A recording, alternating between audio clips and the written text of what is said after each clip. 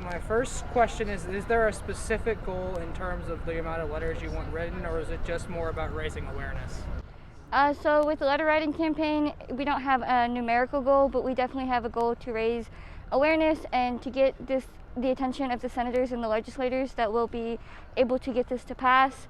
So moving forward, we just encourage people, Greek or non-Greek, to come out and sign our letter petition that's at the top of Baker. So there were a lot of colleges involved in this. Who really got the ball rolling in terms of getting it set up? So from my understanding, it was Ariel Tarosky from here at Ohio University. I worked a lot with Ariel for this because I felt very passionate about this, and I didn't really know where to go next, and Ariel was like, okay, this is exactly what we can do, and she started working with these 16 colleges that came together, and then we had Kathleen Wyant get involved in the programming and the 2 senators that showed up to our program. Do you know if there's been any drop-off in recruitment since COVID and the hazing issues have happened at Ohio University? Any fraternity or sorority that's on cease and desist has to cease their new member processes. So right now, we do have a few fraternities on cease and desist, so that did stop their new member process. But other than that, I think there's been a lot more questions asked rather than a question of if recruitment's down. But I think questions should be asked. You should be asking these types of questions when you're joining a new organization. Would it have been easier to plan everything if in-person events were allowed, or do you think that it being virtual was fine?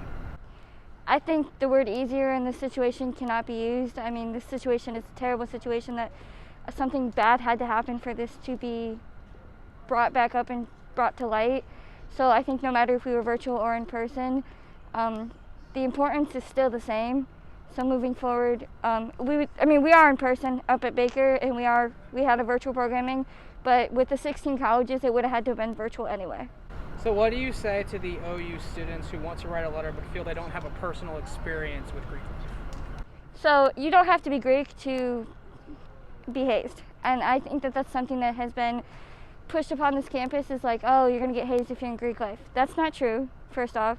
I mean, it can happen, but it can happen in any organization. I mean, last year we had organizations that were non-Greek that were put on cease and desist, and I think that's a perfect example of how hazing is not just a Greek issue. Hazing is not even just a college issue. Hazing is an issue. So I definitely think that from there that everyone should be concerned about it and ask questions and be curious about it. Ask why the new member process is the way that it is. Ask why new members feel that these returning members feel that these traditions are so important that they have to continue to happen. And just look out for their own safety.